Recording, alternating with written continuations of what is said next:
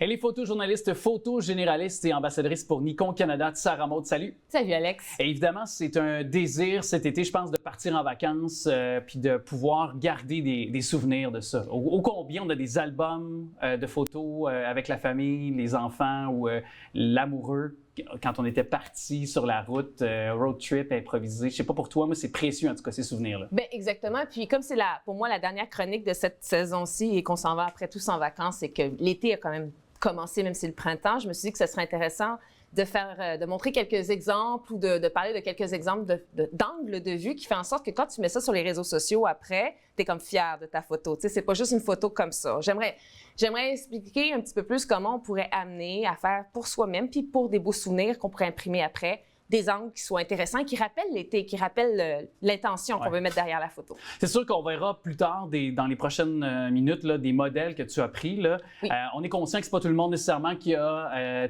un appareil photo dernier cri ou de haut niveau. Là. C'est pour ça que j'ai pensé à ça. Dans les photos que j'ai envoyées, il y en a une seule qui a été faite avec mon appareil photo et les autres, je les ai fait avec mon cellulaire. Donc, comme ça, je me suis dit, bien, pour ceux qui veulent juste faire des photos de cellulaire, c'est pas tout le monde qui amène son appareil photo en vacances, là. Je me suis dit que ça pourrait être intéressant pour eux de voir ce qu'on peut faire avec un cellulaire de façon très simple. Et qu'est-ce que tu suggères, là, tout d'abord, quand il est question de faire des photos, là, parce que là, on en voit une à l'écran présentement. Oui. Est-ce que celle-là, justement, a été prise par le Kodak professionnel que tu disais? C'est ça. Celle-là, la caméra qui a été... Le Canon. Le Canon. Nikon. Le Nikon. Mon représentant Nikon va t'adorer. Ah oui, il va m'adorer. J'ai tout dit à part la bonne marque. C'est bon. Le Kodak et le Canon, t'es barré. Ben, je suis barré, c'est correct. Je serai pas ambassadeur. Non, c'est ça. J'utilise la Z8 puis la 70-200, donc le long téléobjectif à 2.8. Mais cette photo-là, c'était surtout pour dire, c'est le fun, quand t'es en été, d'instaurer des éléments qui rappellent l'été. Ou qui, tu sais, des couleurs. Ou les couleurs. Mais là, dans ce cas-là, tu sais, elle souffle sur un pissenlit, puis je trouvais que c'était plus au printemps que je l'ai prise, là. Ça fait 2 semaines, 3 semaines. Et je me suis dit, tu sais, c'est intéressant parce que là, on voit que c'est le printemps. On voit que l'été arrive, il y a quelque chose de funny, c'est léger, c'est de drôle, pas de funny, de drôle, c'est léger. Donc, je me suis dit, c'est pour les photos, quand on fait des photos pour nous-mêmes, d'instaurer des éléments de ce qu'on veut montrer. Tu sais, par exemple, ta famille, tu la prends sur le bord de la mer. Bon, ben, tu peux mettre ta caméra plus proche, puis faire aller l'eau, tu sais, en avant-plan, puis c'est ça, j'essaie d'exprimer. Jouer dans le sable. Mais de montrer l'élément dans lequel tu es, de mettre des éléments dans lequel tu es, puis c'est ce qui m'amène à d'autres photos, par exemple, que là, j'ai pris avec mon cellulaire quand j'étais en train de faire du vélo, comme par exemple celle-là, bien, tu sais, on voit l'arbre, on voit le vélo, on voit l'herbe, tu sais, mais celle-là, je l'ai fait avec mon cellulaire en version, tu sais, tu peux avoir le grand angle, là, tu peux comme élargir la vision, puis après ça, bien, avec un petit support comme ça, tu le poses, comme ça, et puis ben, tu mets le retardateur, tu te positionnes, tu attends et ça fait la photo. Donc, quand tu es tout seul, c'est pratique, mais quand tu as quelqu'un, de te pencher au sol puis de bien voir tout l'élément de décor, c'est super intéressant aussi pour faire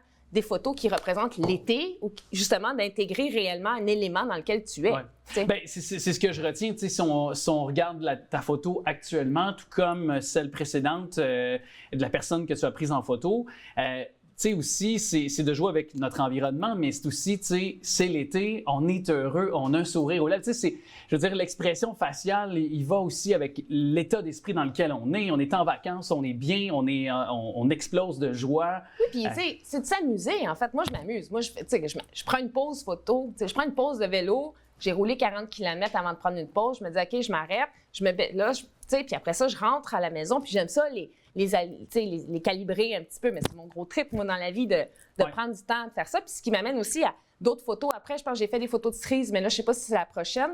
Mais, par exemple, celle de café, encore une fois, tu sais, j'étais en train de marcher, j'avais un café, il y avait des pissenlits, je trouvais ça cute. J'ai voulu faire une petite pub pour, justement, N-Latte qui est à Bromont, dont je te parlais tout à l'heure. C'est là que je vais chercher mon café. Je me suis dit, tiens, je vais leur faire un petit quelque chose, c'est le fun pour eux autres. Tu sais, je me suis mis encore, là, j'ai pris mon cellulaire, puis encore wide angle, donc grand angle du cellulaire. Puis j'ai laissé carrément les avant-plans devenir complètement flous parce qu'ils sont tellement proches qu'on les voit, mais on les sent, mais on les voit pas distinctement. Puis après, on voit l'été. Ça sent l'été, ça sent le café, ça sent l'été. Il y a une intention de bien-être et de bonheur. Mais il faut dire, je suis une grande tripeuse de café, là. Mais c'est ça. Mais est-ce que justement, le fait que le soleil, bon, dans toute saison, on peut jouer avec, l'hiver notamment, avec la neige, mais est-ce que tu as des recommandations à faire l'été avec le soleil, compte tenu que, tu sais, on est, par exemple, tantôt sur la plage sur l'eau où il peut y avoir un reflet ou, par exemple, on se retrouve dans un champ, donc on peut jouer avec la couleur, dans ce contexte-là, le vert là, ou le jaune. Là, mais... Bien, ce qui fonctionne très, très bien, c'est des fois, c'est des contre-jours étrangement. C'est juste que quand tu es avec ton cellulaire, il faut que tu t'arranges pour que tu aies un effet de lumière qui vienne. Tu sais, il y a toujours un petit flare. Ce qu'on appelle un flare, c'est, je me souviens même plus en même temps. Un filet peut-être de lumière? Oui, un filet de lumière. Oui, on va appeler... Là, le terme m'échappe en français. On est tellement habitués à parler en anglais, les photographes, pas les termes techniques. Donc, tu as un halo de lumière qui vient en arrière de toi, comme ça, là, puis qui rentre dans ton cellulaire, tu le vois. Puis des fois, ce que tu peux faire, c'est prendre ton doigt avec la graisse, puis un peu graisser même ta vitre, puis ça va créer encore... Un petit bout de crème solaire sur le bout de ta lentille. Oui, mais tu sais, c'est ça, mais tu fais ça vraiment mince. Mais ça donne ça donne des effets assez intéressants qui sont très à l'eau, mais tu fais le focus sur ton visage. Donc, ça va éclaircir l'arrière-plan peut-être un peu trop. Fait que là, il faut que tu joues avec l'angle de ton cellulaire pour juste le sentir.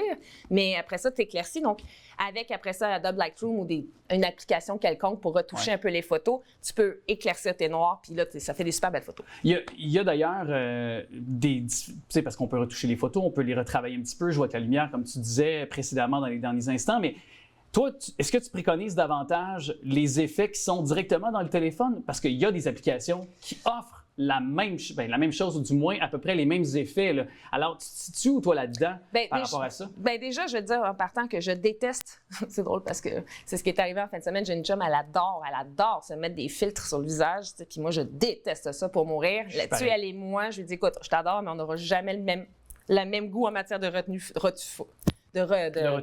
photo.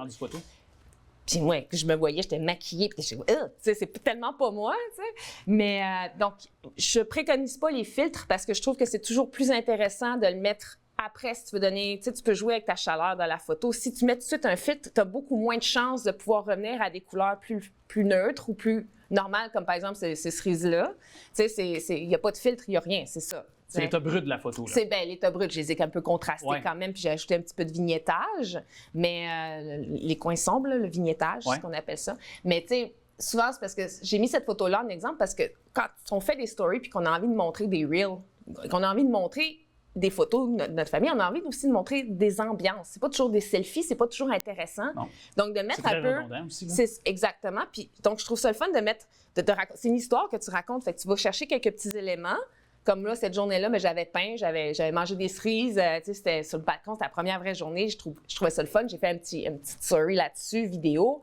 Mais j'ai intégré ces photos-là. Mais c'est un élément qui font partie qui raconte un peu une histoire, un goût, des saveurs de ce que tu as vécu. Puis ça, tu sais, la photographie, c'est des histoires que tu racontes en images. Ben oui, puis je pense que tu l'illustres tellement bien. Je veux qu'on prenne la dernière minute. Oui. Est-ce que tu as encore, parce que tu as tellement de talent, faut que les gens le découvrent. Si ce n'est déjà fait, bon, parce que tu fais des chroniques avec nous depuis plusieurs saisons, mais est-ce qu'il y a encore des galeries? Est-ce que la galerie offre encore tes photos? Alors, Maëlle Galerie sur la rue Saint-Paul à Montréal, absolument, je suis là pour le restant de l'année. Les photos sont déjà à vendre, même si la collection n'est pas officiellement sortie encore. J'ai déjà des impressions qui sont sorties et donc prêtes à vendre. Donc, on peut y aller, on peut appeler la galerie, on peut leur écrire.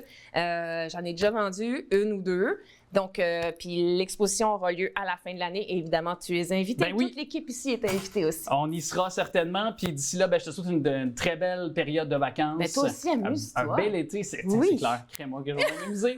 Que de beaux projets à faire aux États-Unis, entre autres de rando. Le Mont Washington qui m'attend. Fait que là, tu sais comment tu fais tes photos. Je vais savoir grâce à toi. Je vois l'effet lumière pour le sommet. Oui, merci absolument. à toi. Bye Alex, à la prochaine. Bye bye.